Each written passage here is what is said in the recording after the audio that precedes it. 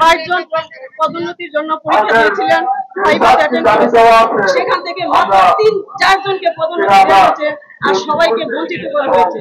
এখানে দেখা গেছে যে সকল সিনিয়র স্যারদের অবসরে যাওয়ার মাত্র 3 মাস সময় আছে, কারো 6 মাস সময় আছে, তাদেরকেও বঞ্চিত করা হয়েছে। এই সিনিয়র তাদের বিরুদ্ধে কোন প্রকার অনিয়ম অবিচার নেই, তাদেরকে কেন মাত্র 3 মাস সময় আছে, তাদেরকে পদোন্নতি থেকে বঞ্চিত করা হয়েছে। যার 6 মাস সময় আছে পদোন্নতি দেওয়া হয়নি, দেওয়া হয়েছে জুনিয়রদের মাঝখান থেকে বিভিন্ন মুখে ভয়ভীতির মুখে তাদেরকে দেওয়া হয়েছে। কেন এই অনিয়ম করা হয়েছে এটা সুষ্ঠু তদন্ত দাবি করছি। আমি সবার কাছে, সকলের কাছে বাংলাদেশ প্রশাসন বিভাগ, বাংলাদেশ ব্যাংক এবং প্রধান উপদেষ্টা সহ সকল দপ্তরের দৃষ্টি আকর্ষণ করছি এবং সাংবাদিক মিডিয়া সবার মাধ্যমে আপনারা এর সত্যতা প্রমাণ করে আমাদের সঠিক দাবি আদায়ে নিশ্চিত করুন। এই পদোন্নতিকে এবং সম্প্রতি পদোন্নতি দেওয়ার 1 মাস পরেও এরকম তোলপাড় যখন চলছিল, তখন হঠাৎ করে বোর্ডের সবাই 88 জনকে পদোন্নতি দেওয়ার কথা হয়েছিল এসওপিও পদে, সেখানে একজনকে হুট করে একজনকে পদোন্নতি দিয়ে সেখানে বোর্ড মিটিং এ 88 জনের অতিরিক্ত 90 জনকে পদোন্নতি দেওয়া হয়েছে। এটা কোন ধরনের দুর্নীতি হয়েছে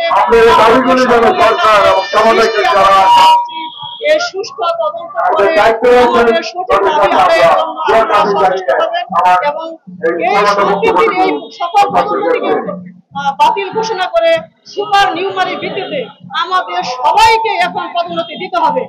কারণ যেখানে শ্রেষ্ঠতার কোনো যোগ্যতা জ্যেষ্ঠতার কোনো নিয়ম নীতি মানা হয় নাই, এখন আমরা শুধু সিনিয়রিটি ভিত্তিতে না, সকলকে সুপার নিউমারি ভিত্তিতে পদোন্নতি দিতে হবে।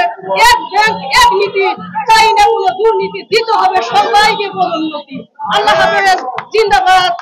আনসার ভিডিপি উন্নয়ন ব্যাংকের পদোন্নতি বঞ্চিত সবাইকে এবং মিডিয়ার সবাইকে ধন্যবাদ জানিয়ে আমার সংক্ষিপ্ত কথা এখানে শেষ করছি। আসসালামু আলাইকুম। 30/6/2025 ভিত্তিক এখন তারা যে পারফরমেন্সের কথা বলতেছে, এই পারফরমেন্স আমাদের নীতিমালায় অন্তর্ভুক্ত নাই। এই পারফরমেন্সের ভিত্তির কথা বলে তারা জুনিয়রদেরকে পদোন্নতি প্রদান করছে, সিনিয়রদেরকে বঞ্চিত করছে। তারা সিনিয়রিটিতে 30 দিনের সময় থাকলেও তারা 3 দিনের সময় দিয়ে তড়িঘড়ি করে তারা এই পদোন্নতিটা প্রদান করছে এবং এটার রেজাল্ট বোর্ডে পাস করার পরেও 1 মাস পরে গিয়া তারা রেজাল্ট ঘোষণা করছে ঘোষামাতি করিয়া, যে পাস করছে তারে ফেল করাইছে, যার এসিআরে 80 উপরে নাম্বার আছে তারে অযোগ্য লিখে রাখছে, আর যার এসিআরে নাম্বার কম তাকে যোগ্য লিখে রাখছে। যার বলছে পারফরমেন্স অনুযায়ী পদোন্নতি, এক শাখায় একজন পদোন্নতি যদি একই পারফরমেন্সে পায় তাহলে অন্যজন কেন পায় না? আমার শাখায় সব পারফরমেন্স সূচক 100% এর উপরে, কিন্তু আমার শাখায় আমাকেও দেয় নাই, আমার ম্যানেজারকেও দেয় নাই। অন্য শাখায় একজনকে দিছে, আরেকজনকে দেয় নাই, ম্যানেজারকে দিছে, সেকেন্ড অফিসারকে দেয় নাই। তাইলে কিভাবে পারফরমেন্স জাস্টিফাই করা আছে? এরকমও আছে এক ব্যক্তি একটি শাখায় 10 লক্ষ টাকা লস করে হেড অফিসে আসছে, কিন্তু তাকে সিনিয়রিটি লঙ্ঘন করে তারপর তাকে পদোন্নতি প্রদান করছে টাকার বিনিময়, ঘুষের বিনিময়।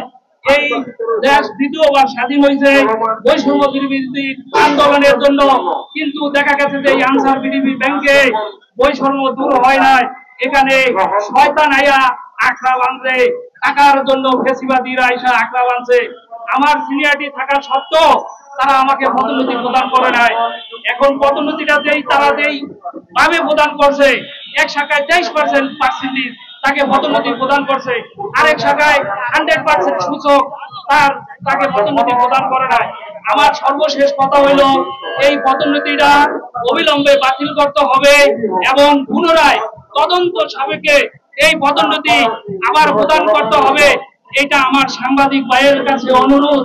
আমাদের দুঃখের কথা, আমাদের কষ্টের কথা আপনারা একটু তুলে ধরবেন, কারণ আপনারা যদি তুলে না ধরেন তাইলে আমরা এটার সুবিধাটা সুবলভোগ করতে পারবো না।